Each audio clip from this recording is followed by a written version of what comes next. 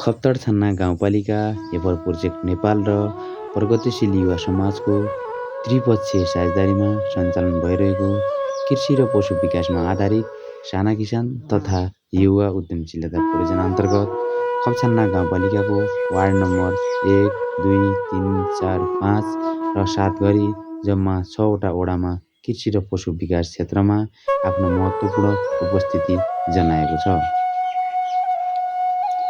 यो परियोजनाको मुख्य उद्देश्य विपन्न दलित जनजाति महिलालाई मूल र उपहार समूहमा आबद्ध गरी सहकारीमा सङ्गठित गरी सामाजिक पुँजीको अभिवृद्धि गर्ने र कृषि र पशु वस्तुको उत्पादन र उत्पादकत्वमा वृद्धि गरी सामूहिक बजारीकरणको विकास गर्ने रहेको छ।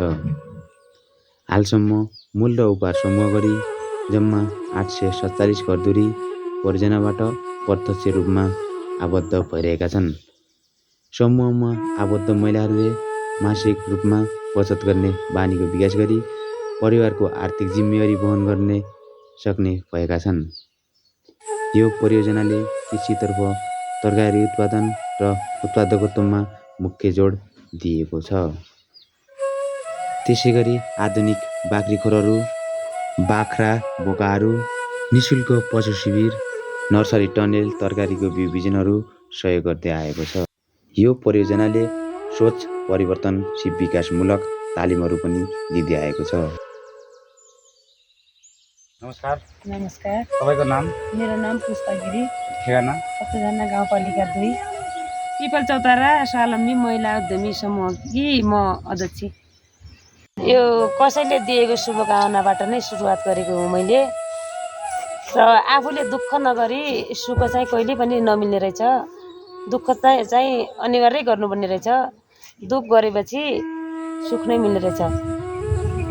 तपाईँले सुरुवातमा कति लगानीबाट सुरु गर्नुभयो तरकारी व्यवसाय? मैले यो लगानी चाहिँ 20-25 हजारबाट नै सुरु गरेको थिएँ। तपाईँको मासिक आम्दानी कति जति हुनुभयो? जस्तो मैले पहिलो टन पाउँदाखेरि टमाटर लगाएर महिनामा 10-15 हजार चाहिँ लाभ दिन सकेको थिएँ। पहिला हामी आत्मनिर्भर थिएनौँ, अहिले आत्मनिर्भर पनि भएका छौँ र हामीले तरकारीहरू बिक्री वितरण पनि गरेका छौँ र आफूले फलाएको आफ्नो दिदीबहिनीहरूलाई पनि नभएको दिदीबहिनीहरूलाई पनि दिने गरेका छौँ। मैले यो टनेलहरू, मल्चिङ प्लास्टिकहरू, च्याउ टनेलहरू पाएर मलाई फाइदा नै भएको छ। पहिलोचोटि यो संस्थालाई धेरै धेरै धन्यवाद दिन चाहन्छु म।